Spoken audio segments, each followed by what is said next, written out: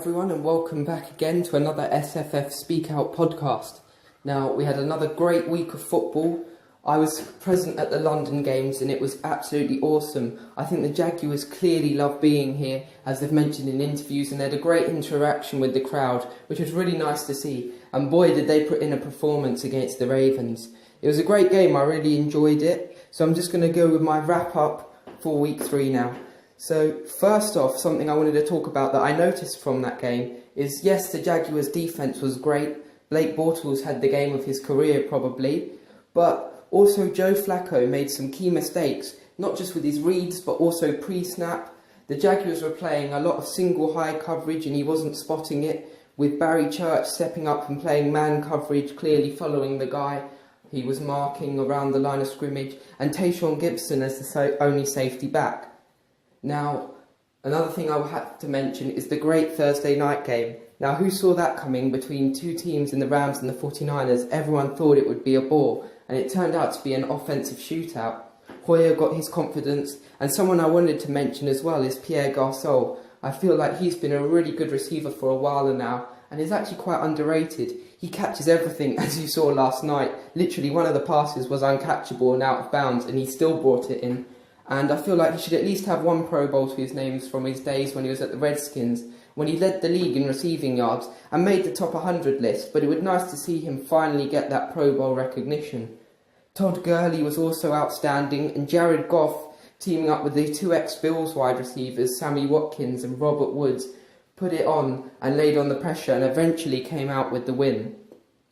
Another amazing team has been the Chiefs early on this season. Now, not only has their defence been spectacular, but their offence has been out of this world. Alex Smith and Kareem Hunt, at this rate, are going to be fighting each other for who gets MVP. Smith's made all the throws, he's got a 9.2 yard average and 7 touchdowns with no turnovers, all whilst being the second most sacked quarterback in the NFL. Now that's impressive. And as for Kareem Hunt, he's been out of this world, setting a number of rookie records, and he seems to be able to have a penchant for making big plays almost every game. At this rate, it has been every game. And he seems to have such a desire, he doesn't want to be brought down. He's fighting for every yard on every play, and it's pretty awesome to see. We also saw this week Kirk Cousins have a bounce-back game, as the Raiders looked weak on Monday Night Football. And also Chris Thompson was impressive, and he's been building to that, I feel, for a number of weeks now, and he looked really, really good. The Jets also got their first win of the season, and I feel like Josh McCown's been a bit underrated for a while. He plays hard and gives everything every game, and actually, when given good time and weapons, he can be a good quarterback. Not only is he a good mentor, but look what he did with the Bears a few years ago. I think he is actually a solid quarterback option. He's just been stuck on a lot of bad teams, unfortunately for him. Tom Brady looked as deadly as ever in a showdown with the Houston Texans, and Deshaun Watson played a really nice game there as well. And Jacoby Brissett against the Browns, I know he was playing the Browns, but he looked really, really good and much improved over the first week, as he mentioned, if you've seen the post-game interview. If not, check out SamFranFanAD, my YouTube account, and you can see it there.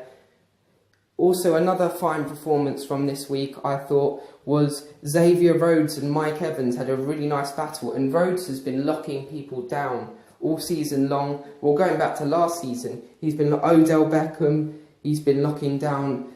Last week we saw him lock down Antonio Brown, holding him to 3 catches. It's been spectacular to watch him, and he's really progressed into a really good and nice cornerback. Now, heading on into my predictions for next week, please comment yours below again, just like last week, and you'll receive a shout out just the same. So, I finally got one wrong, can you believe it? Of course, the first week that I actually announced my pick, I get it wrong. But this week, I've got to go with the Jaguars. They seem on form, their defence has been great this year, and now it looks like their offence might finally be in stride. But if not, they are playing the Jets, so it's a pretty safe bet as a pick to get out of the way. So, as always, please let me know your picks below. Now moving on into my offensive, defensive, and overall players of the week. So let's get into it. Just before I do though, there's a couple things I want to get out. So for those of you who know me, they know I love my gym and fitness. So there's a few hustle players that I really wanted to highlight from this week. Now, Carlos Hyde, I felt was brilliant. He was running the ball with such determination, and Pierre Garçon as well, as I mentioned earlier, fighting for every yard, and it was great to see. Also, another one was Larry Fitzgerald. People might say he's old, he's past it, but he's still a future Hall of Famer, and he went out and showed us all on Monday Night Football how he still got it, and he went after that ball every play. He wanted it more than everyone else. Another receiver I've noticed who's usually really good at this is Michael Thomas of the Saints. He fights for every yard. I feel like he should have been a Pro Bowler last year, and he got into form a bit last game along with Drew Brees just before they head to London to play at Wembley. Having said that, the Dolphins, after a strong performance week 1, looked a bit more shaky week 2, so it should be an interesting game. Another guy I have to mention at the moment is that Thunder and Lightning combination. You may have heard him refer to them as Thunder and Lightning, and that's Tariq Cohen and Jordan Howard.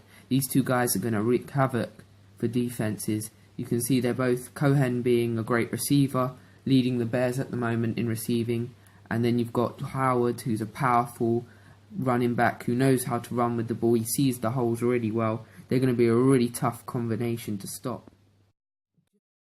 So let's get into it now, starting with Offensive Player of the Week. And my pick's going to be Case Keenum. He put in a really impressive game, making all the throws and also some nice plays with his legs, and was key and instrumental into the Vikings' win.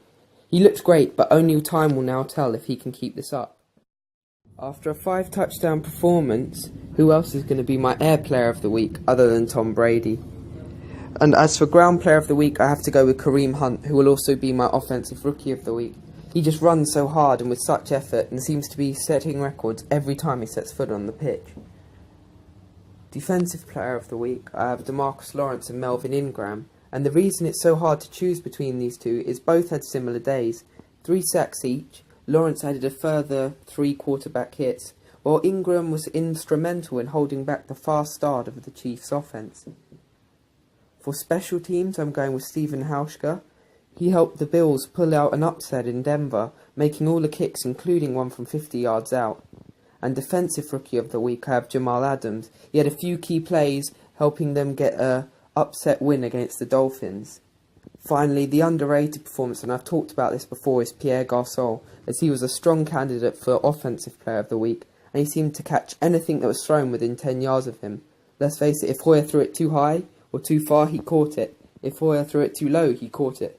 Hey, he even threw a ball that was uncatchable and out of bounds, and Garçon still caught it. And he was fighting for yards throughout the day. That was a really good game I enjoyed watching.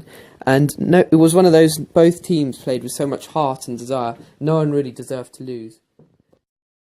So that's it for this week. Thanks as always for listening, and I hope you enjoy the games this weekend.